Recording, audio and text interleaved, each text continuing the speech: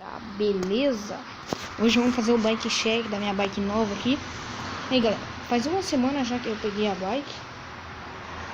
Então, não tinha tempo pra gravar porque só chovia aqui em Jaraguá, na minha cidade. E assim, tipo, sábado pra hoje, que é segunda, deu uma parada, mas agora que eu tô tendo tempo, então aí sim, vamos mostrar a bike aí pra vocês. O quadro é um Gilles for Freaks. E ó, deixa eu mostrar em detalhes pra vocês.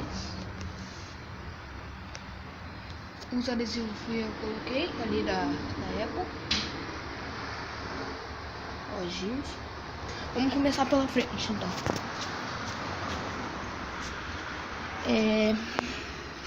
Aro VMAX verde fluorescente. Pneu slick balão. Vou mostrar pra vocês aqui, ó. Não sei, tipo, o nome desse pneu aí, pá. Cubo Bitex. Não, primeiro vamos mostrar a suspensão, disco, depois é do outro lado. Suspensão Store. Deixa eu lembrar, 180 mm de percurso. Aqui é o regulador de pressão. Ó, como vocês podem ver. Pra cá é pesada e pra cá fica leve. Isso aí. Vamos pra cá. Disco 203 mm. Vocês podem ver. É Shimano esse disco. Trocador Shimano. Punho Rust. Eu troquei agora há pouco. Ela tinha aqueles pegador que vem aqui assim, ó. Tipo, ele faz assim, ó. Aí tu bota o polegar aqui em cima. Daí eu tirei, botei esses punhos de Rust. Tá aqui também Shimano. Esqueci o nome dessa parada aqui, é da Neco. Mesinha 1. Banco, não sei a marca. Banco bom aí. Pedal, também não sei a marca.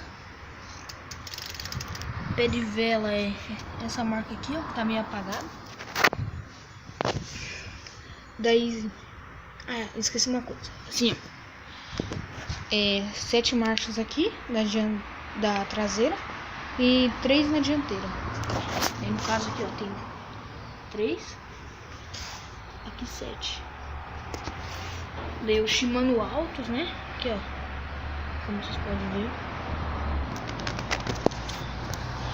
Nós já estamos aro atrás, VMAX sujo que é um caralho, que eu preciso limpar, que eu sujei, que eu fui passar a graxa na corrente. Cubo quando branco.